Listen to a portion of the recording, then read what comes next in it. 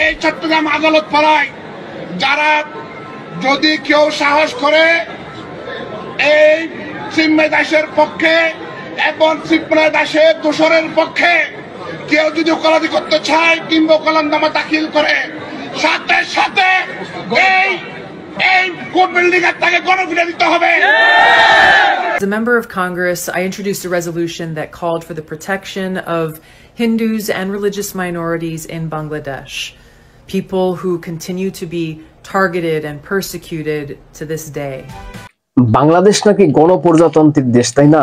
এটা বলার চেষ্টা করে, কিন্তু এটা কি গণতান্ত্রিক দেশ? এটা কি গণতান্ত্রিক দেশ বাংলাদেশ, যেখানে বলা হচ্ছে, ওপেনে হুমকি দেওয়া হচ্ছে যে চিন্ময় মহাপ্রভুর হয়ে যারা আইনজীবীরা লড়বে তাদেরকে ওই আদালতে বসেই গণপিটুনি দেওয়া হবে? এটা কি মানা যায়? এটা কি সহ্য করা যায়? আপনাকে যে ঘটনা ঘটেছে, চিন্ময় মহাপ্রভুর হয়ে যারা আদালতে লড়তে গিয়েছিল তাদেরকে মারধর করা হয়েছে, তাদেরকে মেরে হসপিটালে ভর্তি করা হয়েছে, তারা আশঙ্কাজনক অবস্থায় রয়েছে। এবং এটা বাংলাদেশ। আর আমাদের দেশে কি হয়? আমাদের দেশে কি হয়? আমাদের দেশে যদি কোনো জঙ্গিও মারা যায়, তাদের বডিকে সামনে রেখে আন্দোলন করা যায়, মুভমেন্ট করা যায় এবং আদালতে গিয়ে আইনজীবী দাঁড় করানো যায়। এটাই হচ্ছে বাংলাদেশ থেকে ভারতের ডিফারেন্স এবং আলাদা। সেকুলাররা কোথায়? আমাদের এই বাংলার সেকুলারিরা কোথায়? যারা বলার চেষ্টা করে আমরা সেকুলার, কোথায় তারা? তাদের কি এই বাংলাদেশের ঘটনা চোখে পড়ে না? ৮০ জনের উপরে আইনজীবী যারা আছে তাদের উপরে মামলা দিয়েছেন এই বাংলাদেশের আইনজীবীরা। শুনুন একবার তারা কি বলছে। ইসকনের এই জঙ্গি সংগঠনের নেতা এই চিন্ময় দাসকে যতদিন পর্যন্ত আলিফ হত্যা মামলায় আসামি করা হবে না, আইনজীবীদের আন্দোলন ততদিন পর্যন্ত। আমরা স্পষ্ট করে বলতে চাই, এই চট্টগ্রাম আদালত পাড়ায় যারা যদি কেউ সাহস করে এই চিন্ময় দাসের পক্ষে এবং চিন্ময় দাসের দোষরের পক্ষে কেউ যদি ওকালতি করতে চায় কিংবা ওকালতনামা দাখিল করে সাথে সাথে এই কোর্ট বিল্ডিং এর তাকে গণপিটা দিতে হবে। বাংলাদেশের হিন্দু আইনজীবীদের মামলা দিয়েছে বাংলাদেশের মুসলিম আইনজীবীরা। এটা কখনো হয় যে আইনজীবীদের উপরে মামলা দেয়? এই কোর্ট চত্বরে কি এগুলো হয়? এখানে কি নিরাপত্তা তারা রাখে এবং যারা নিরাপত্তা রক্ষী তারাই হচ্ছে হুমকি দিচ্ছেন যে চিন্ময় মহাপ্রভুর হয়ে কেউ আইনজীবী লড়তে পারবে না, তাকে এখানেই গণপিটুনি দেওয়া হবে? এটা কখনো সম্ভব যে আইনজীবীরাই আইনজীবীদের উপরে মামলা দেয়?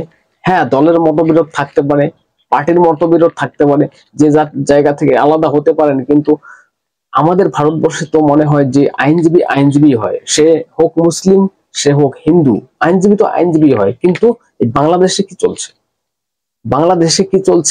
বাংলাদেশের যারা মুসলিম আইনজীবী আছে তারা হিন্দু যারা আইনজীবী আছে তাদের উপরে মামলা ঠুকে দিচ্ছে। ৮০ জনের নামে মামলা করেছে এবং গত পরশুদিন যে ঘটনা ঘটেছে আদালত চত্বরে, ২ জন আইনজীবীকে মেরে একদম হসপিটালে ভর্তি করা দেওয়া হয়েছে। আশঙ্কাজনক অবস্থায় তারা ভর্তি হয়ে আছে। বাঁচবে কিনা মরবে এটাও এখন বলার মতন পরিস্থিতি নেই, যা অবস্থা খুবই খারাপ শুনলাম। এটা কি চলছে? এটা কতদিন চলতে পারে? বর্তমানে ইউনূস সরকার যেটা করেছেন, জামাত ইসলামীদের সঙ্গে এবং হেফাজতে ইসলাম তাদেরকে নিয়ে বৈঠক করছে যে এই চিন্ময় মহাপ্রভুকে নিয়ে কি ব্যবস্থা নেবে এবং কি ভাবনা চিন্তা তাদের। এটা ভাবুন, বাংলাদেশ কি ভেবেছে? এই জঙ্গিদের দেশ। শান্তিতে নোবেল পাওয়া ইউনূসের বিরুদ্ধে এবার ব্রিটেন এবং আমেরিকাতেও সংসদেও তারা আলোচনা শুরু করেছেন। দেখুন একবার। The International Society of Krishna Consciousness, who run Bhaktivedanta Manor in Elstree, the largest Hindu temple in this country, in Bangladesh, their spiritual leader is under arrest.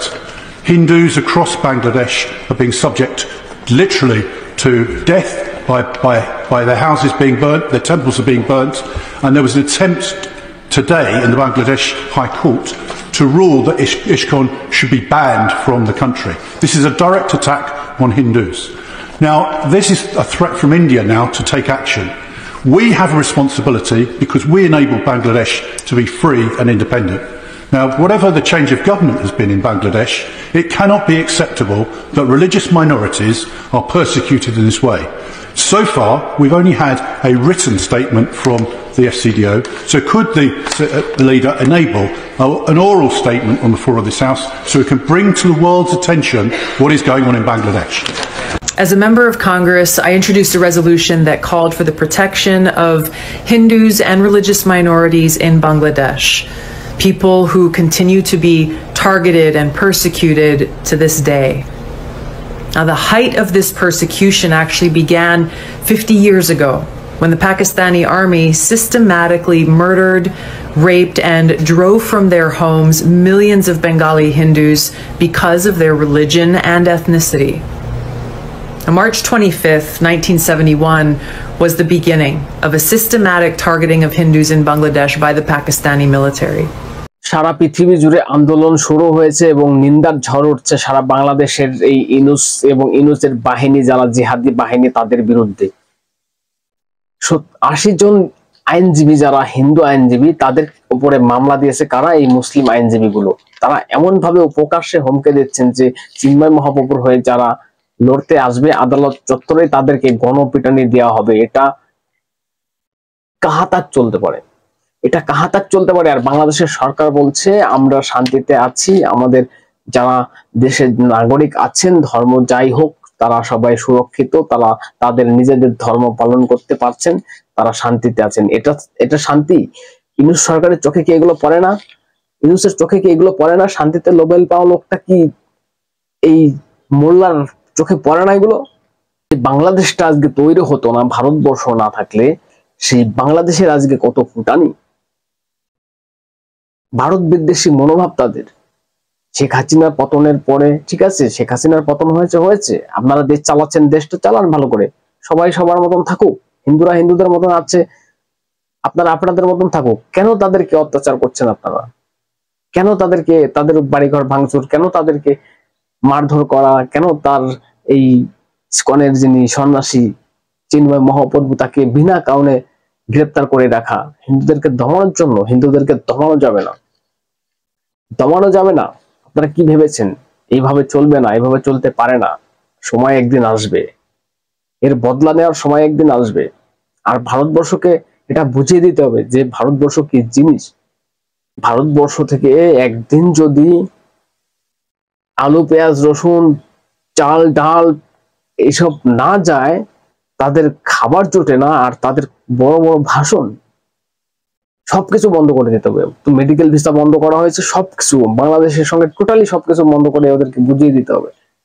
দর্শক, জানি না কি হবে, এর পরিস্থিতি কি হবে, কোন দিকে যাচ্ছে, কি হবে, মানে কিছুই বোঝা যাচ্ছে না। পরিস্থিতি ভয়ানক হবে, এটা বোঝাই যাচ্ছে যে পরিস্থিতি খুব ভালো হবে না, বা ভালোর দিকে যাচ্ছে না। বাংলাদেশ যাচ্ছে, কিন্তু এখন দেখা যাক। ব্রিটেন তো বলছেন, প্রতিক্রিয়া তাদের ব্যক্ত করছেন, এবং আমেরিকা, যেটা ডোনাল্ড ট্রাম্প ক্ষমতায় আসবে জানুয়ারির 25 তারিখের ভিতরে, হয়তো তিনি ক্ষমতায় আসবেন, এবং তারপরে দেখা যাক কি হয় এবং পরিবর্তন হয় কিনা, আমেরিকা কিছু করতে পারে কিনা এদেরকে।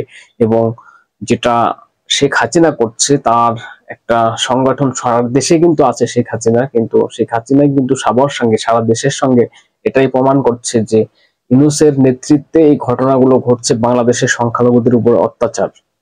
দর্শক, কি বলবেন? আপনাদের গুরুত্বপূর্ণ মতামত জানাবেন কমেন্ট বক্সে, এবং নজর রাখবেন ডিজিটাল টিভিতে। চ্যানেলটিকে সাবস্ক্রাইব করে পাশে